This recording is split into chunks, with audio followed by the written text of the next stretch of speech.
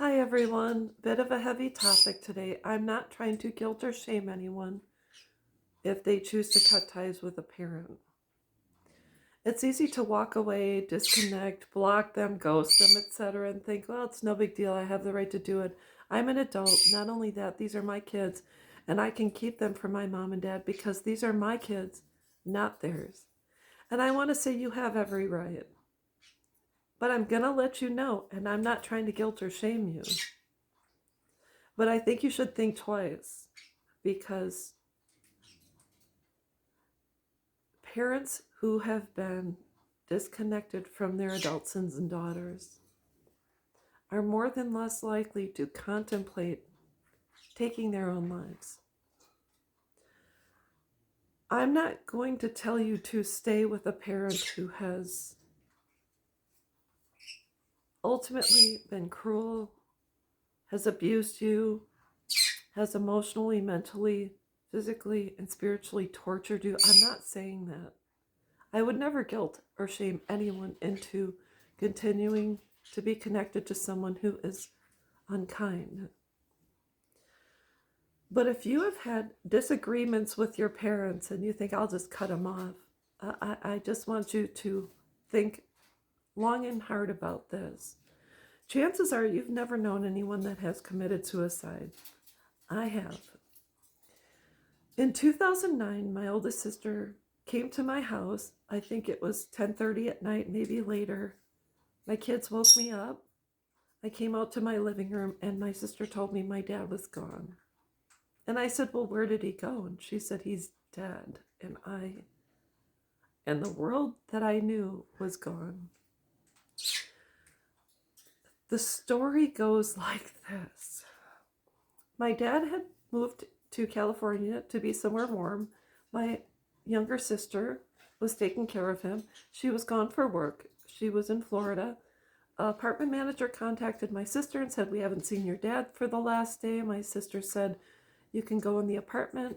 When they entered the apartment, they found my dad deceased. Come to find out, he had turned his stove as high as it would go. He rigged his gas stove and also turned the heat on his apartment as high as he could get it.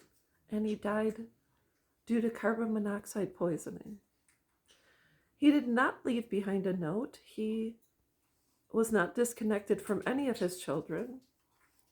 I feel due to his upbringing that he could no longer handle the demons that he had faced throughout his life.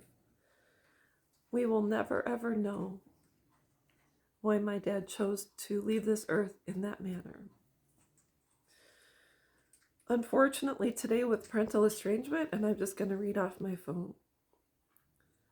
Research clearly indicates that parental estrangement and alienation are significant risk factors for suicidal ideation and attempts among targeted parents.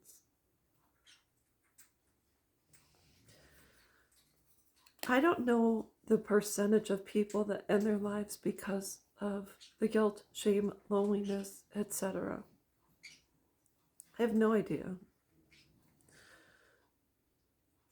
But as someone who claims to be caring, loving, kind, etc., if you know the decision to cut contact from your parent or remove your children from the lives of a loving grandparent could possibly be the result of that parent not living anymore, would you think twice? If you need to disconnect from a parent and you need to put space between you and them, is it possible you can have a conversation and say, Mom, Dad, I just need some space. I know it's hard for you to see it. I'm an adult and I need to spread my wings. So I will reach out to you. I know you're worried about me. I promise you if something happens to me, so and so will reach out and let you know. But I need some space. And I need you to grant that to me because I need to find my way in this world. And parents, if your son or daughter comes to you and tells you this, I'm going to ask that you give them the space they need. for the time being.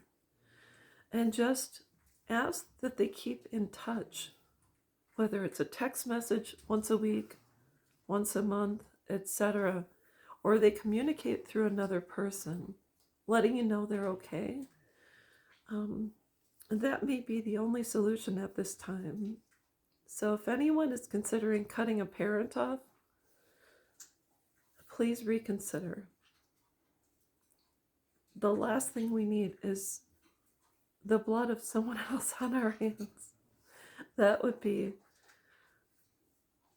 the most incredulous weight to carry through this world. My dad left this world and we had an amazing relationship. He had left me a message just prior to his passing. So I know that I am not the cause for his life ending at the time it did.